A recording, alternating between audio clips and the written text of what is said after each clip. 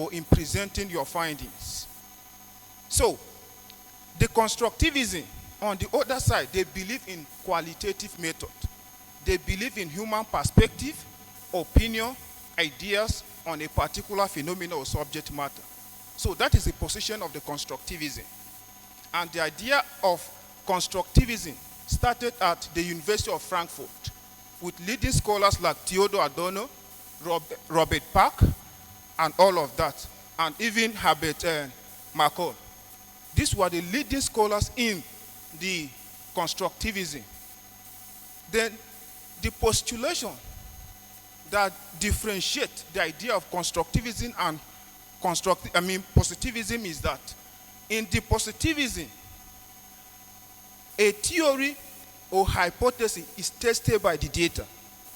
While in the constructivism, you use the data to develop a theory or a hypothesis. And when we talk about hypothesis, one may ask, what is hypothesis? It's a tentative statement that establishes a relationship among variables. And when we talk about variables, it's anything that's of interest to a researcher. So a variable is anything that is of interest to a researcher. And we have different typologies of variables. Independent variable that stands on its own in a research.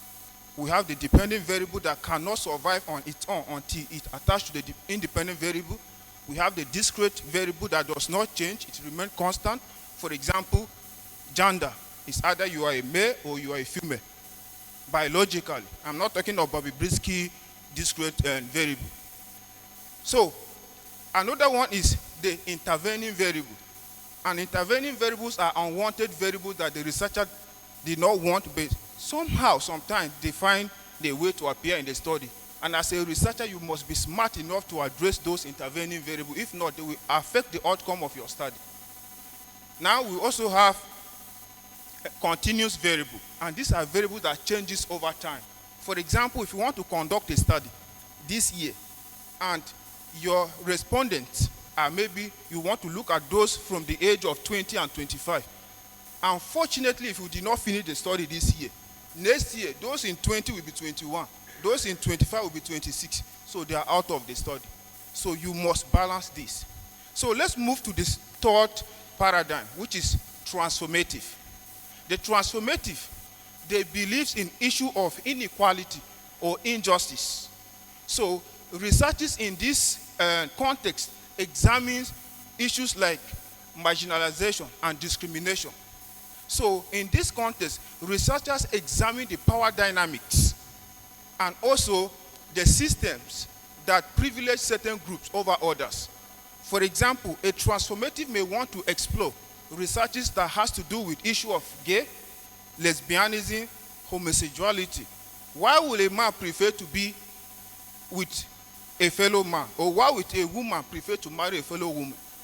Or why would a female gender want to transform into a male gender, or a male gender want to transform into a female gender? These are issues that transformative can explore or look into. Then the last one is the pragmatic approach, which believe in both quantitative and qualitative. Pragmatism is a practical and flexibility approach that combine both quantitative and qualitative. And the idea is there is no methodology that is 100% perfect. So the shortcoming of quantitative will be strengthened by qualitative, and the disadvantage of qualitative will be strengthened by quantitative. This is their position. So if you are doing a mixed method, your research philosophy should be informed from the perspective of pragmatism. So any of the method, if you are doing a survey, you know that your research philosophy is taken from the positivists who believe in the quantitative method. If you are doing an in-depth interview, FGD, semiotic analysis and other aspects, or critical discourse analysis, you are using the constructivism that believes in the qualitative method.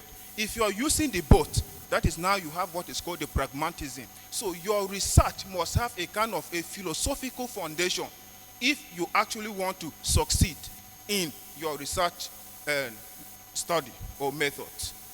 Most of the times, perhaps I'm privileged to review a lot of papers in Scopus. Once I pick your paper, even if the findings, there are issues with the finding, perhaps I can excuse you. But once I notice that there is a problem with the methodology, definitely that paper is not going to scale through.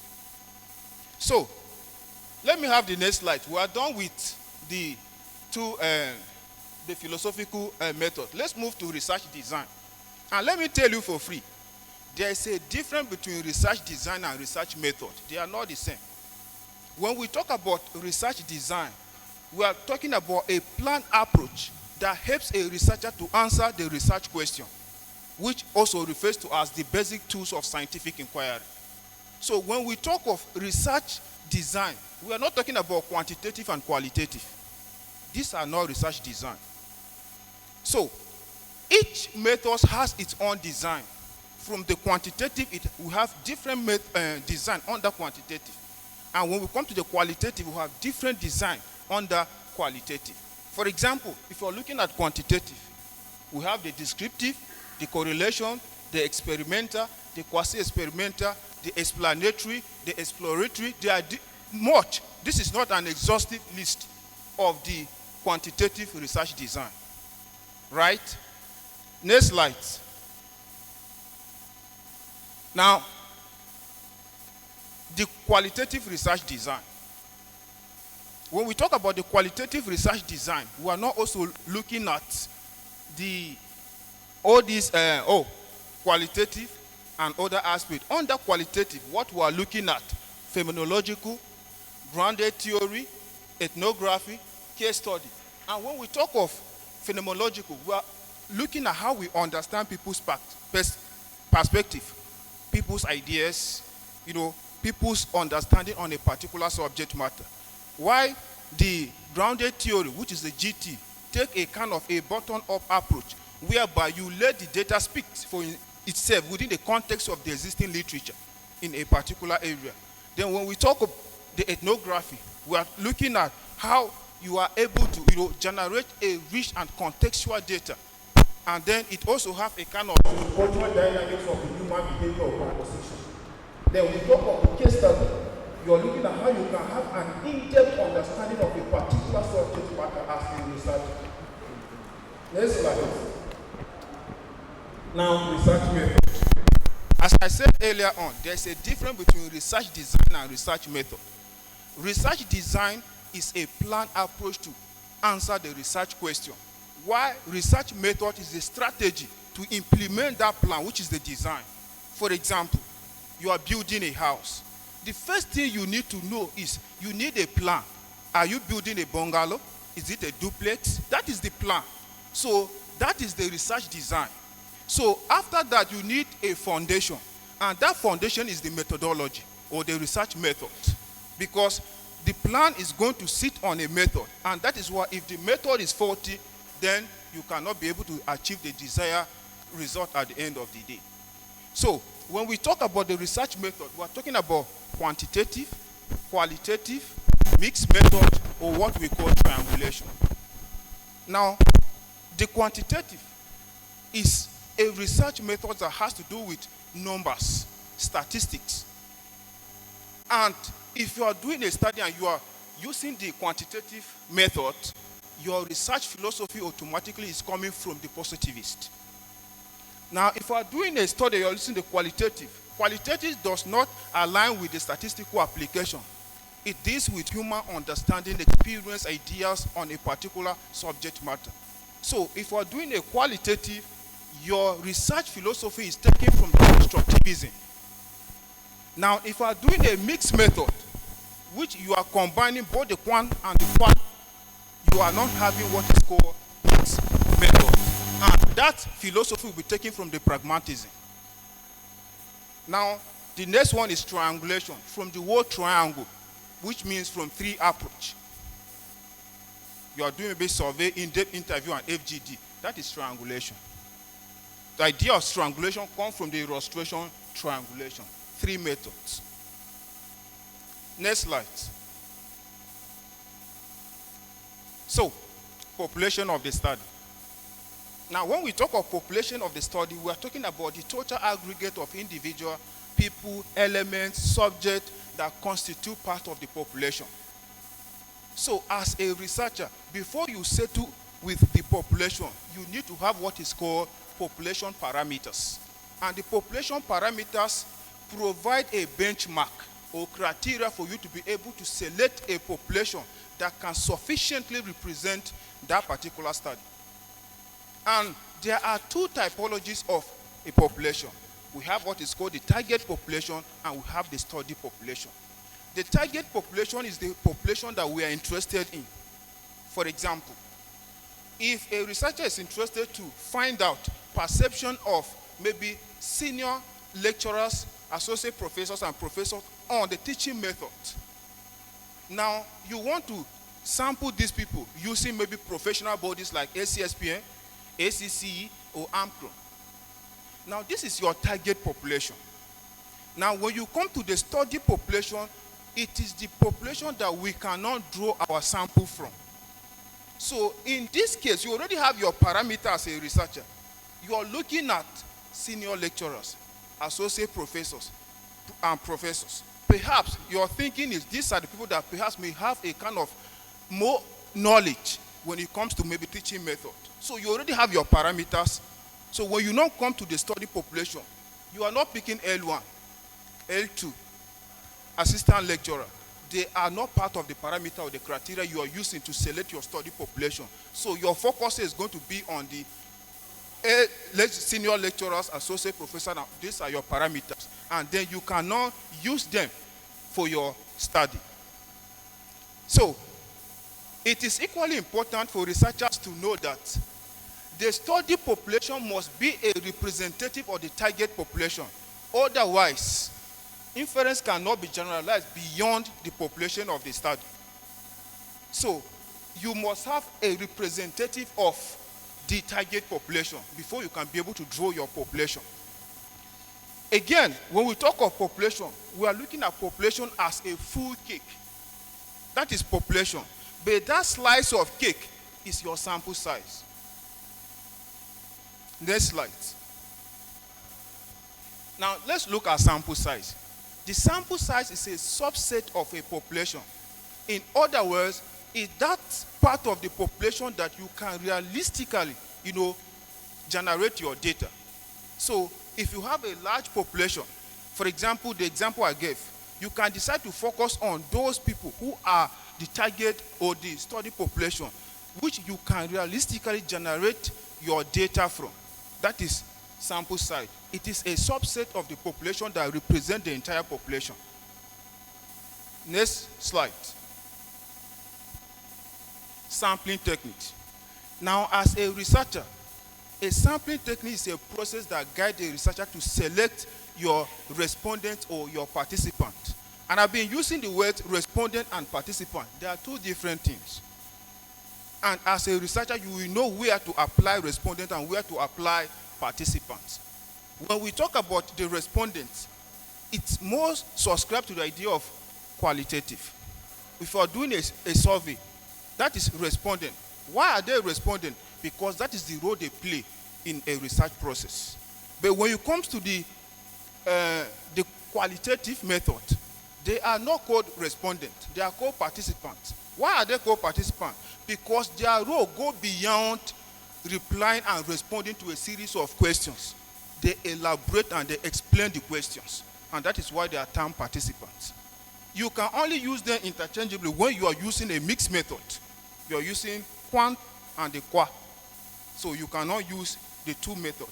The two names interchangeably, where you are using respondent for the quantitative and then participant for the qualitative. Now, when we talk of sampling techniques, there are two broad sampling techniques, the probability and the non-probability sampling. The probability sampling is interested in the quantitative aspect and it deals with number.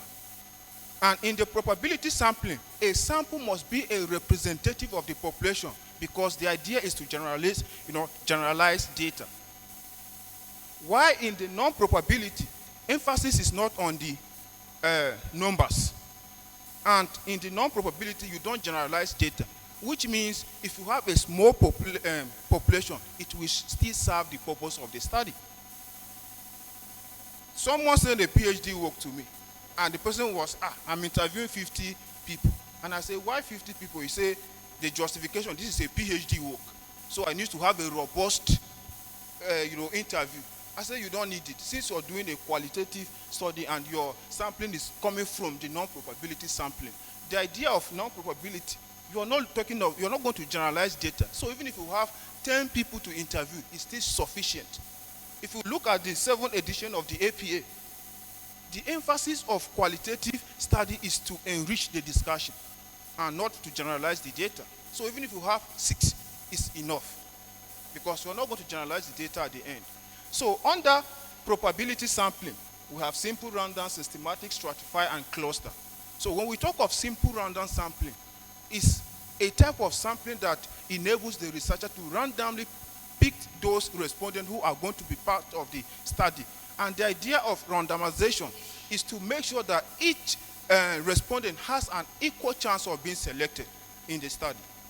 Now, the next one is the systematic sampling. And in systematic sampling, a researcher must have a predetermined, schedule rather than just randomly selecting people. For example, if you are doing a content analysis of a particular newspaper, you can decide to say, oh, I'm picking the edition from Monday to Friday, and this will apply all the remaining weeks. That is systematic. You can decide to say, oh, I need to pick interval, two interval, and I'm starting with the second day, which is day 2. So if you pick the second interval, which is day 2, which means 2 plus 4, you pick 4. 4 plus 2, you pick 6. 6 plus 2, you pick 8. That is systematic. The next one is stratified sampling. And stratified sampling has to do with dividing the population into a subgroup called strata or stratum. And then you randomly select from those, subgroups. The next one is cluster. And cluster simply means dividing the population into clusters. Then you randomly select from those clusters. It could be a geographical cluster, depend on the focus of the study. So the difference that exists between stratify and cluster is that in the stratified sampling, the population is relatively heterogeneous, while in the cluster sampling, the population is relatively homogeneous. That is the dichotomy that exists between the two.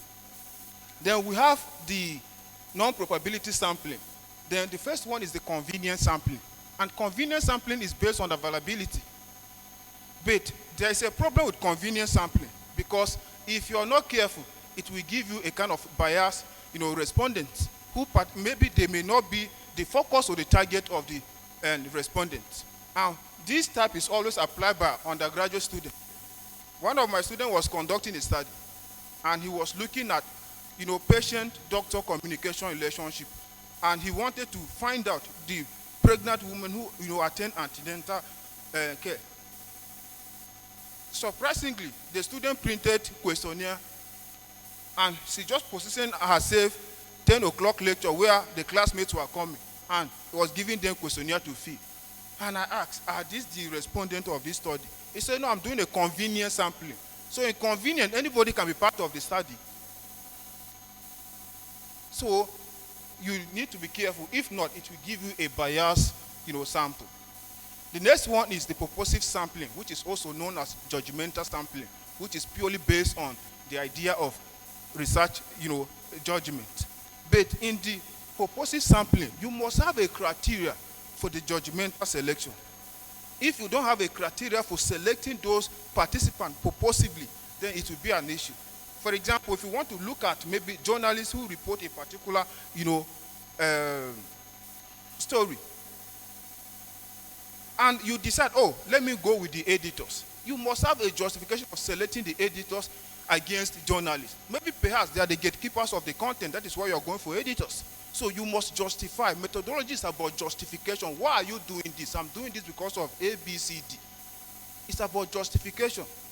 And in methodology, you don't assume that your examiner or your supervisor knows everything.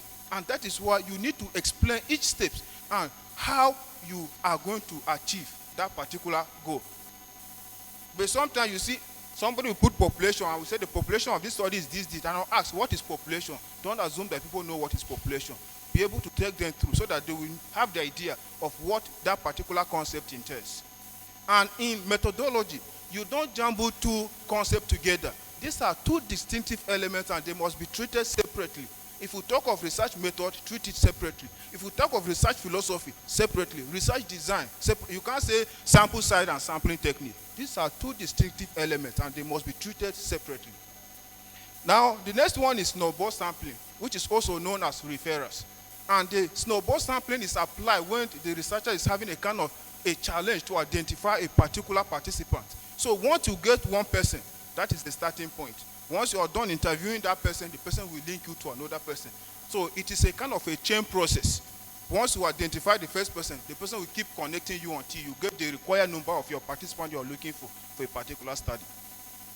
The next one is the quarter sampling, which you are going to have a kind of predetermined, quarters or proportion within the subject. And you must also have a justification for doing a quarter sampling, whether in terms of age, in terms of gender, in terms of occupation and all of that. You must have a predetermined factor that will make you to go for quarter sampling. As I say, these are not comprehensive or exhaustive list of these sampling techniques. We have a lot of them. Stratified sampling by days of the weeks and a lot of them. So these are not exhaustive list. Let me have the next slide. Now, instrument of data collection. Now, when we talk of instrument of data collection, we are referring to tools that helps the researcher to, collect data. Are you using questionnaire? Are you using interview? Are you using observation? Are you using test? Or you are doing content analysis? Are you using coding sheet? So these are instruments that helps you to generate, data from either the participant or from the respondents. Next PowerPoint. Next slide. So we'll be looking at reliability and validity.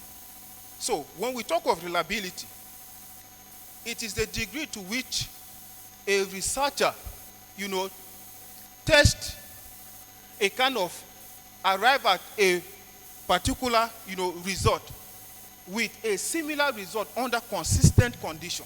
That is reliability.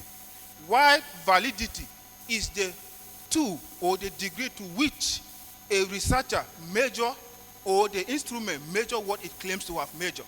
That is validity.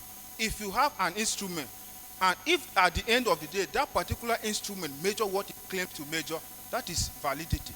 And we have different typologies of validity.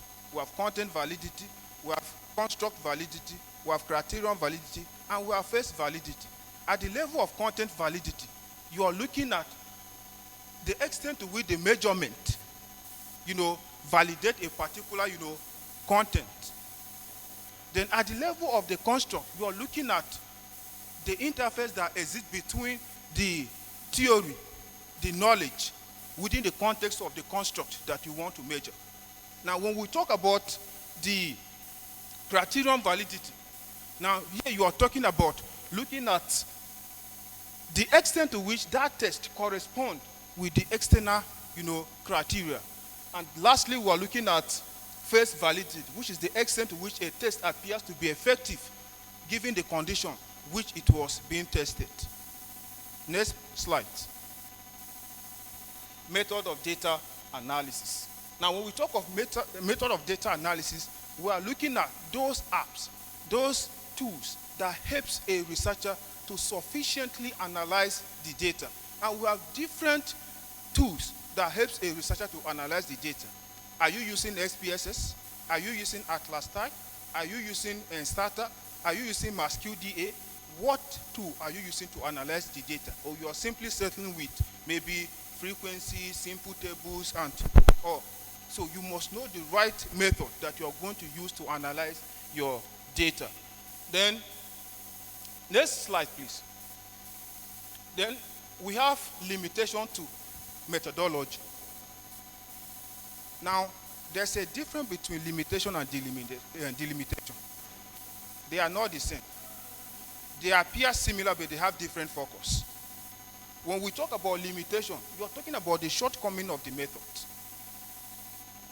There is no method that is completely 100% perfect.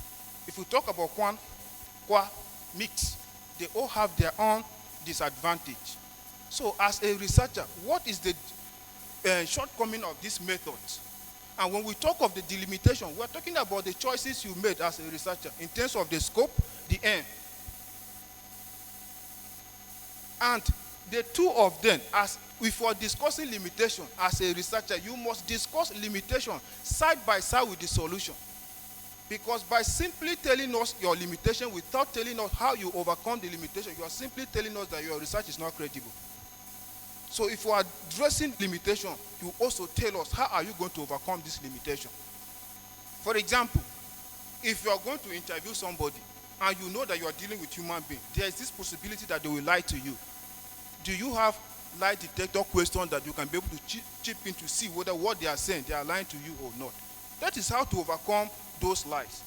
But when you don't have those kind of system put in place, that means at the end of the day, your findings will be calling not to be surprising.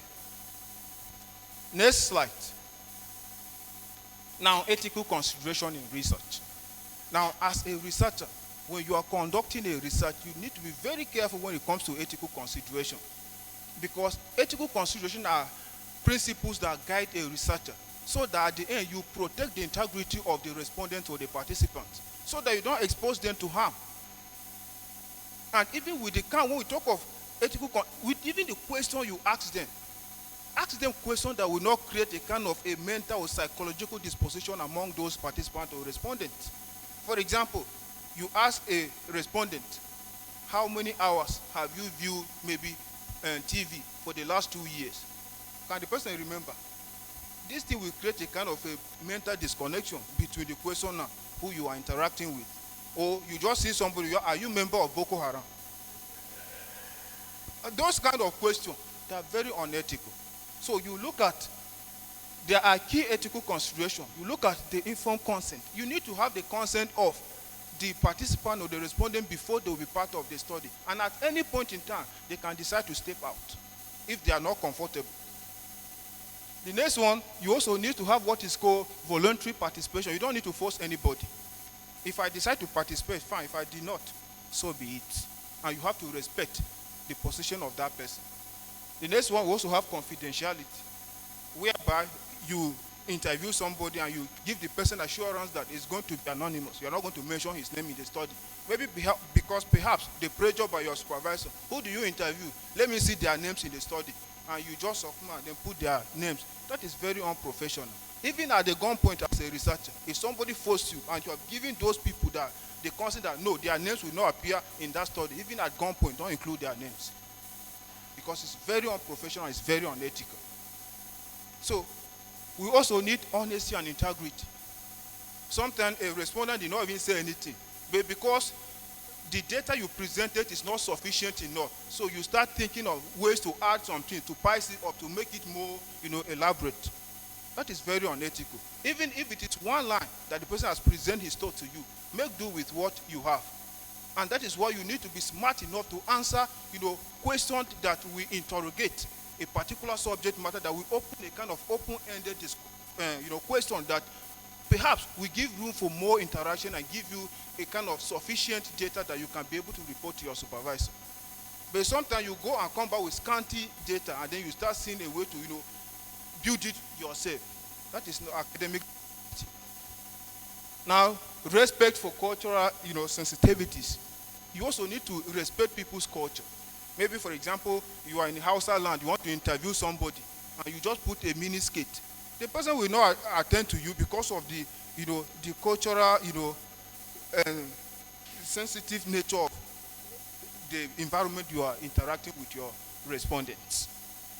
Now, you also need ethical approval. Sometimes you conduct a study, you need an ethical approval from the institution so that they can give you and you can be able to back up with your finding.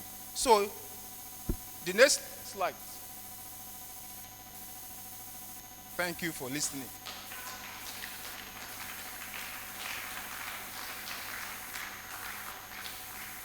So, let me use 2 minutes to summarize what we discussed in this masterclass. We started with research methods. And we say research method is the logic of how a scholar arrives at a valid and reliable knowledge. We moved on to the research philosophy, which is also called the philosophical foundation of a study. And we say research philosophy is located within the spectrum of positivist, constructivism, and transformative and pragmatism.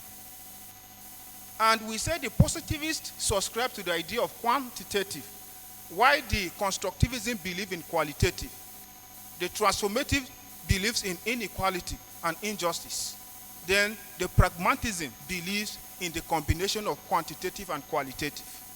And we said the idea of the positivism started at the University of Chicago with leading scholars like Robert Park, while the idea of constructivism started at the University of Frankfurt with leading scholars like Theodor Adorno, Herbert Marcuse, among others. And the assumption of the Franco school are in contrast with that of the Frankfurt school. And this gave mass communication research a new dimension, or what we call an alternative paradigm shift that is opposed from that of the Chicago. And then we also talk about the pragmatism, which will combine mixed methods together. We moved on to research design, and we say there is a different dichotomy that exists between research design and research method. And we say research design is a planned approach that helps the researcher to answer the research question. In other words, the basic tools of scientific inquiry. And we also talk about research method, which is the strategy that helps you to implement that plan, which is the design.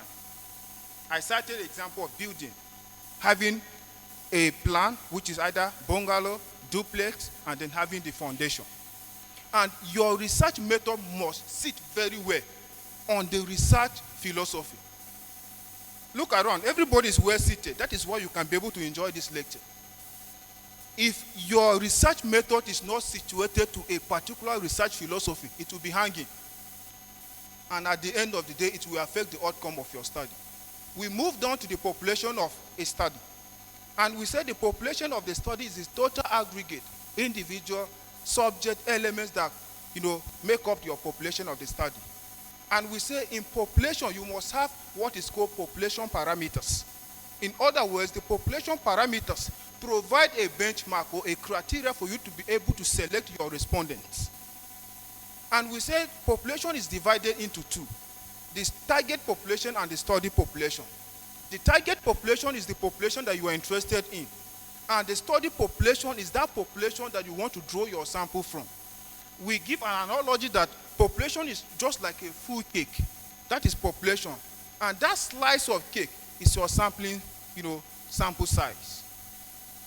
And we said that it is equally important that the study population must be a representative of the target population.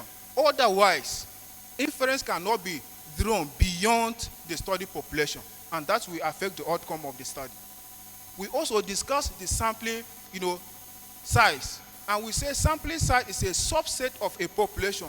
In other words, it is that part of the population that is taken to represent the entire population. That is a sample size. And we move down to the sampling techniques.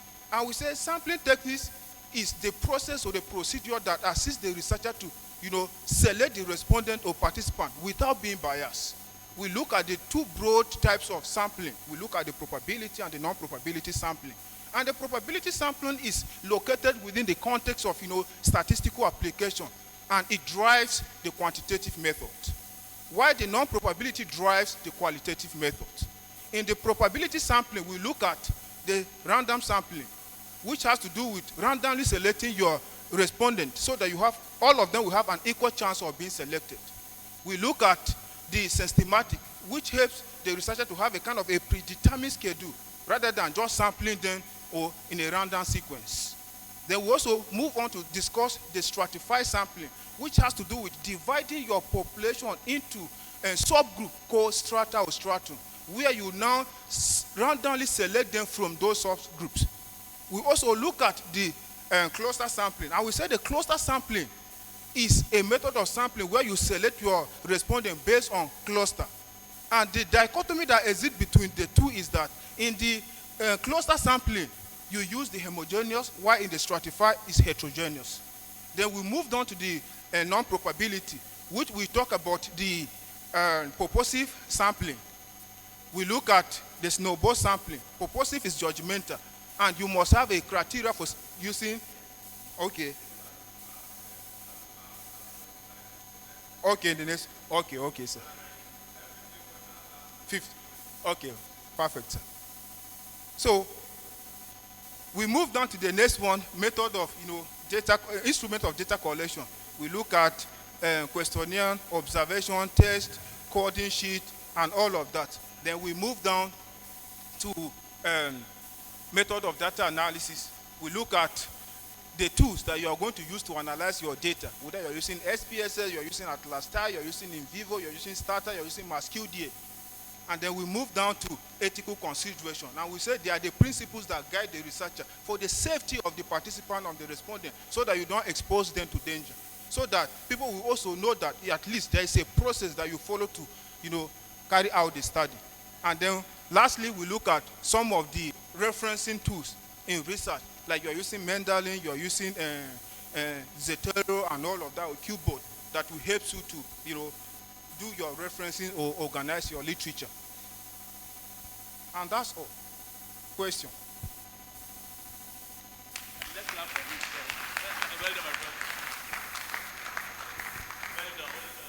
Thank you very much, Doctor. And we want to appreciate Professor Nosa for giving us a scholar that has been coming year in, year out to speak to us on this germane issue. But during your lecture, I got to a time I see this as a confusion. Now, you talked about methodology. You said sometimes people confuse research design for methodology. To me, I don't. Why? Because chapter 3 of a project talks about research methodology, and we have subheadings for everything. It's in your research design that you tell us which method you are using, and that's why most times you see. I read a work last week Monday, and somebody was saying that in research design that is going to use qualitative and quantitative. That's the research design, and it's going to be using questionnaire to get all those things. There are places for data collection instruments. We have a heading for population. We have heading for research design. So I feel in research design, you should tell us what you want to do. Go straight to the point. If you are using mixed method, tell us that you are using survey for quantitative and you are using maybe content analysis or interview for qualitative. You make it very clear so that you don't leave the person that is reading your work in doubt. So I just want to help us clarify that, so that because there is no heading for research methodology after that main methodology on chapter 3, so that we don't create that one and then people go back to their respective schools and start adding another subheading, or so we now have double methodology. Thank you very much. All right. All right. This one, is it working? Okay, it's working, right? I think you should bunch the. I disagree with you when you say there is no title in methodology that is called research method. There is. Depends on the orientation of the researcher and the institution you're coming from. There's a research method. Research method and design, they are not the same thing. Research method, you're talking about qua and mix. That is research method. Research design is which design under this method are you using? Are you using exploratory, descriptive, experimental, quasi-experimental? Which one are you using? For the qualitative, which design are you using? Are you using phenomenological analysis? Are you using case study? Are you using grounded theory? Which method, or ethnography or ethnography? Which one are you using? There are two different things. But as I say, depend on the orientation of the researcher. If your institution does not have research method, you go with your research design. You can be able to embed the two components and then explain how you are going to navigate them. Okay. Sorry. Well done. I've listened to your very lucid presentation. I was just wondering that when you were talking about cluster sampling, I was wondering that it will be important to let them know how to cluster a place before you get into picking up the elements. the steps on picking the elements, they are quite clear, whether you're doing a purposive or you are randomizing or whatever. But how do they cluster a place? I think the how of clustering, not picking the elements, that they know you have a cluster. I give you a good example. We are in Delta State. So in Delta State, if you want to cluster Delta State, how do you cluster Delta State? If you get into a market, maybe Lagos Island market that is large, how do you cluster the island? So let me just do everything straight so that it's clear, because we are here to teach. So if I come into Delta State, I want to cluster Delta State.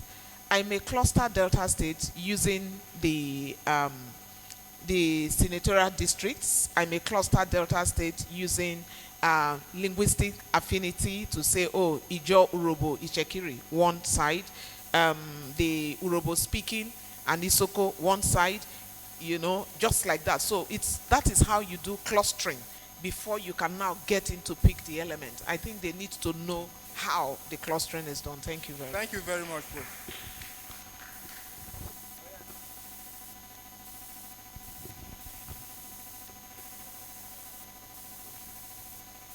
Okay, thank you very much. You have given us a nice lecture, very good lecture. But let me make comments in two ways. You see, I have witnessed, I have observed that in social sciences, when defense is going on about the projects, dissertations, or thesis, there's always argument and counter-arguments between lecturers and the other lecturers. The other lecturer will say one thing, another group will counter it. So sometimes you see that somebody will be arguing on something that is wrong, and he'll be claiming that is the best, that's the correct thing. So, and that is insufficient knowledge. So what I'm saying is that all of us should make, if you are teaching, even if you are not teaching research, research is one of the most important course in a discipline. Study it, know it, so that you don't teach heresies to people, so that the people will know what you are saying, so that there will be no division, argument, counter arguments. My question now is, how do we solve that problem of differences, disparities between different supervisors and different? I know anyway, they come from different backgrounds, and different people. Some people read some different textbooks, and those textbooks, some of them were written by struggling authors that are not authoritative, authors that are not confident. So how do we streamline so that there will be no argument and counter, because it's messing up our scholarship? Okay.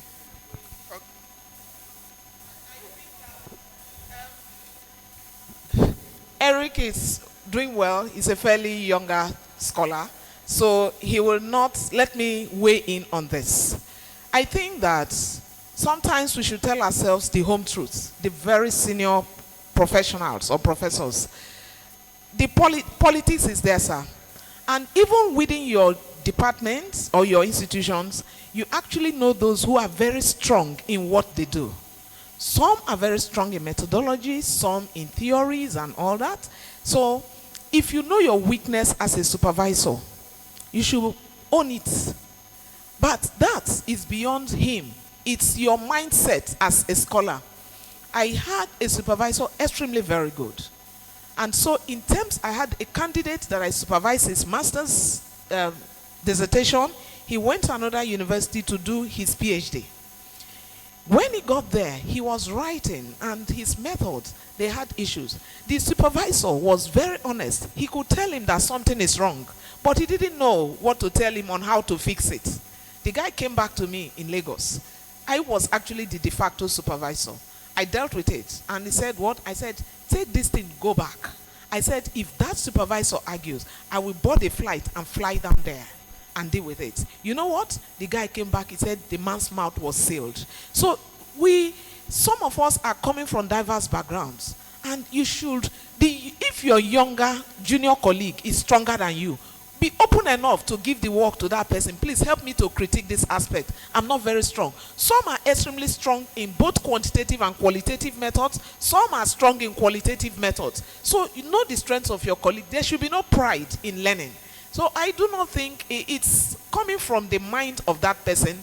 Eric will not be able to deal with a mindset issue.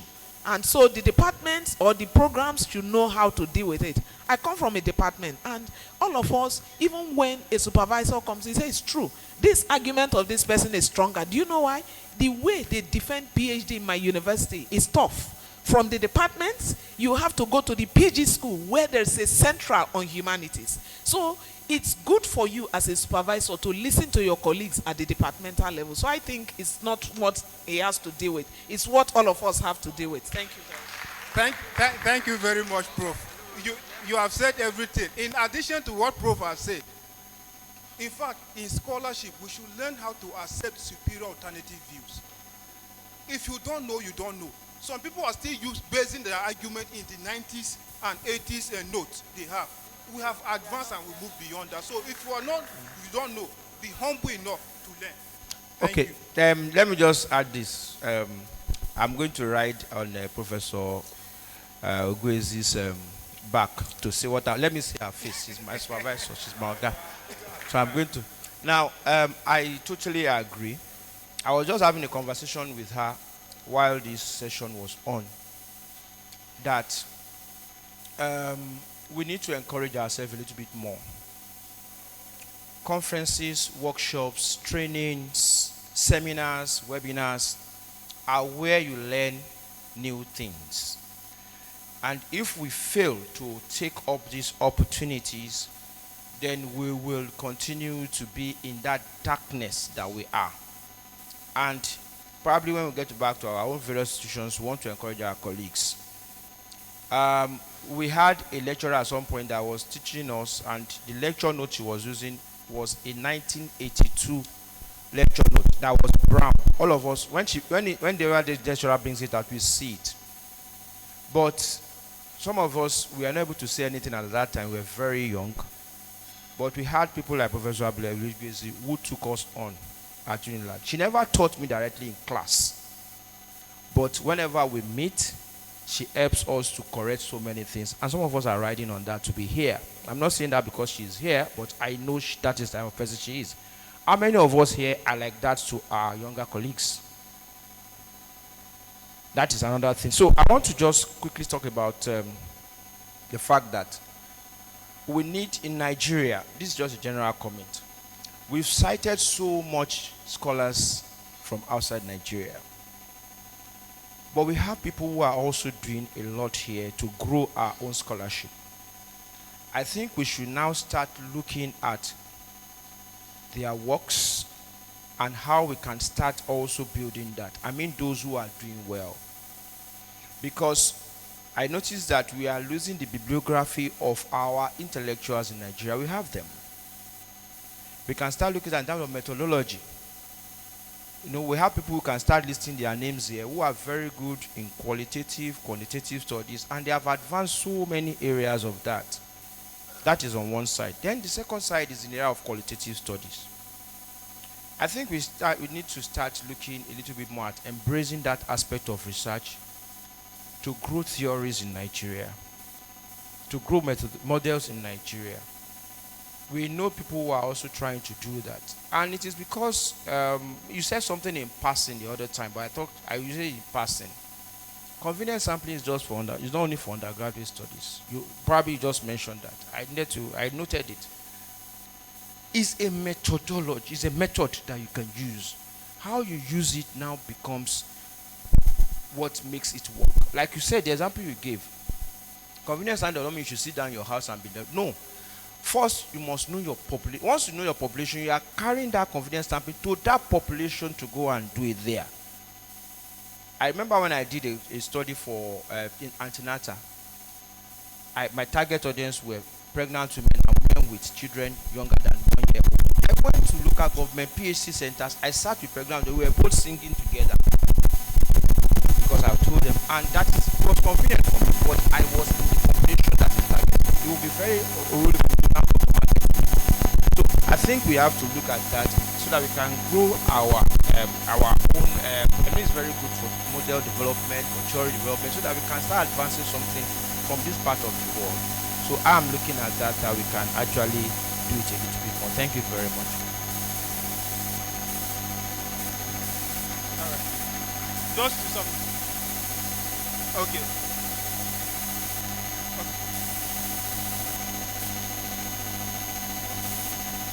Okay.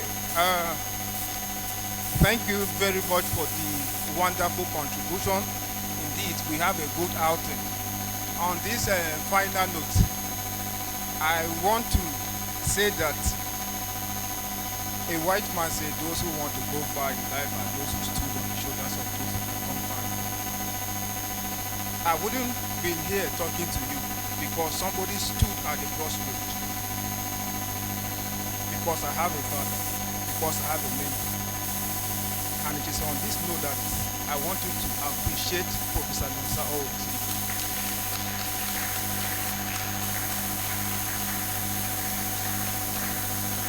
And I want to advise the youngsters, if you want to go far in life, make sure you're on the shoulders of those that have gone far in life.